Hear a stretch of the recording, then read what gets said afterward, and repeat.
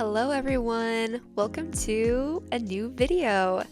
So today, as you can see by the title, I'm going to be drawing my OC Esther, who is the main character of this comic I'm creating called To the Ends of the Universe. At least that's the title as of now. So first I'm starting with a rough composition. As you can see, I kind of wanted this to be poster-esque style, so at the end you'll see I'll put some text on over it of the title and everything. But for now I'm just sketching out everything, making sure all the proportions are good. And here you literally realize how important it is to flip your canvas, guys. She looked so lopsided, it was so bad.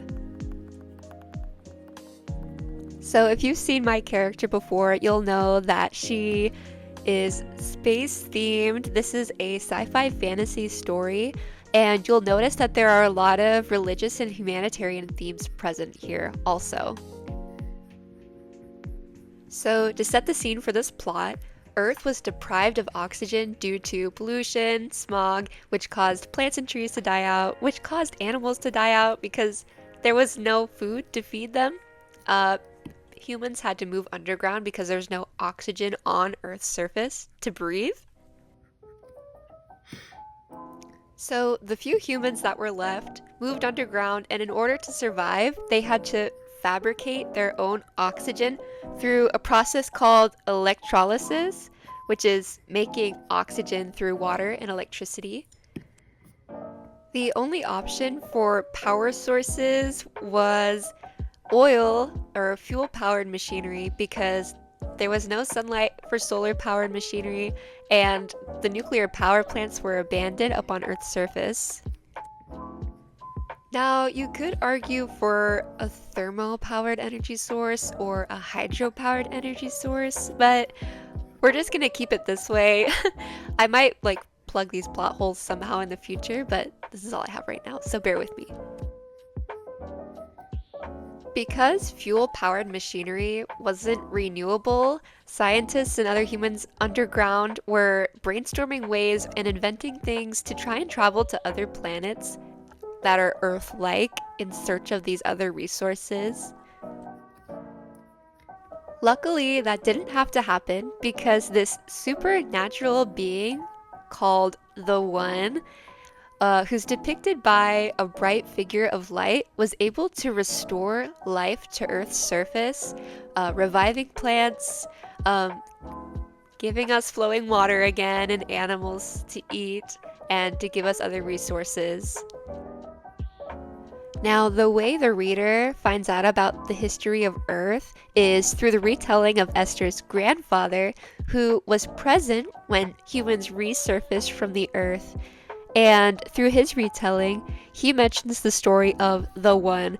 However, in the time that it's set, there are a lot of people who refuse the idea of the One being present to restore Earth and instead relate it to natural circumstances and a natural phenomena.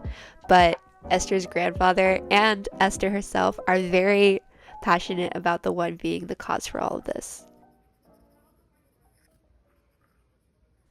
So in order to prevent Earth from resorting back to how humans had left it, there is a company called Exodus, not sure about the name yet, but we'll get to it, that Esther's parents helped start or helped inherit, which is like a tech company which also deals with space travel.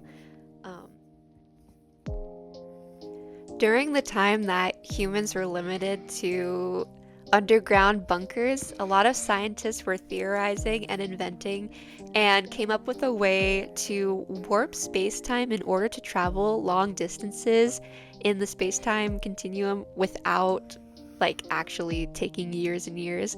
So there was an ability to travel outside of the solar planetary system and into other planetary systems that may also orbit a sun-like star, and produce some Earth-like living capabilities in planets. So A team was put together, and Esther's parents were on this first team, and this team was to locate another Earth-like planet, in order, or just in case the Earth like ran out of resources again, because remember, we still needed fuel. So in order to locate oil reservoirs, they searched for another Earth-like planet to do so. Um, and they also were able to find other forms of life, so aliens, if you will. And all of this data is recorded in a journal from Esther's parents, which is referenced later in the plot. However, interplanetary system space travel was prohibited because of an incident that had happened, and this incident could be an incident, or it could just be a cover-up for some other plot point later in the story. Who knows? But because of this incident, interplanetary space travel was prohibited and strictly limited to our solar system. So you couldn't travel through space outside of the solar system, through Exodus, or with the company's knowledge at least. Now, with all of that backstory and like setup, we finally meet Esther. And Esther is a sweet, compassionate girl. I'd say she's probably early 20s, and she has the heart of an explorer. And because of that, she decides to work as a waste management, instead of in research, because she wants to be able to have her own spaceship and like travel through space. And so through waste management, she loads up garbage and like just waste from Earth, so that way Earth doesn't get like more trashed. They relocate this waste to Mars and have a landfill there to kind of dump all of this stuff, that isn't being used.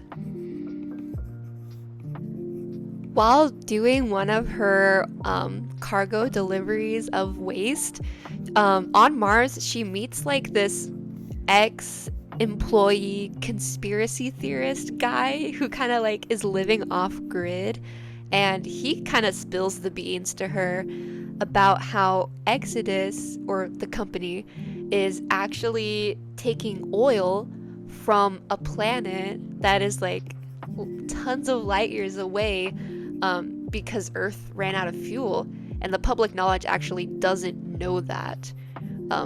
The company is tricking the public into thinking that Earth still has oil because they restricted, or they prohibited, outer planetary travel, right? So it's kind of like a manipulative thing, maybe a power trip, maybe a tech monopoly, if you will. Still working it out, but it's a thought. And so this is how Esther gets to know about the other planets and the other life forms, because he was also on the team that did that expedition. And so it gives her this like greater sense of curiosity and wanting to go see this stuff for herself and maybe help them, because the conspiracy theorist also kind of hints at the mistreatment of these people on the other planet, either by the company's management, but also mostly by the ruler, this alien ruler that is there also. So I'm likely gonna split this story up into books, each book being a different planet. So this first planet I imagined is kind of like a half and half planet. Half of it is good, really good and healthy, and the other half is like a wasteland, like, well, not really wasteland, but like filled with thorns and just like sharp, like harmful stuff. And this is where like the dictator, tyrannous ruler is. And in this place we meet another character who I did an animation of and a few drawings of also, and this is Ara, who is our lovely alien girl who Esther gets to meet. Still working out how they meet, but eventually she does, and they work together because Ara is kind of tormented and like oppressed in this place, and Esther wants to help her like and the other people living under this, like, what should I say? Monarchy? Or like dictatorship. And so they try and come up with a way to either like overthrow or like overcome or like separate. Not exactly sure yet, but there is definitely some oppression in that. Another humanitarian motive is that since Earth was like miraculously restored to its former glory, honestly, not even former glory, even better, I would say, there is an absolute abundance of like resources and goodness aside from fuel, but like plant-wise and food-wise and animal-wise, it's very good. And so a part of Esther is like, why should we keep this to ourselves? Like, we should go to the other planets in the universe and like give this abundance, like share this abundance with them. And so that's another motive for her in this story. And now I'm almost done with the drawing. I did a lot of work off camera that I didn't record, but here is the reveal. Yay! One more announcement, I am on Patreon now, so if you would like to support me in any way, you can pay a monthly membership. You'll get Discord access, monthly wallpapers, member shoutouts, and behind the scene content to stuff like this, so check it out in my description. Anyways, thank you so much for watching, and I hope you have a wonderful day.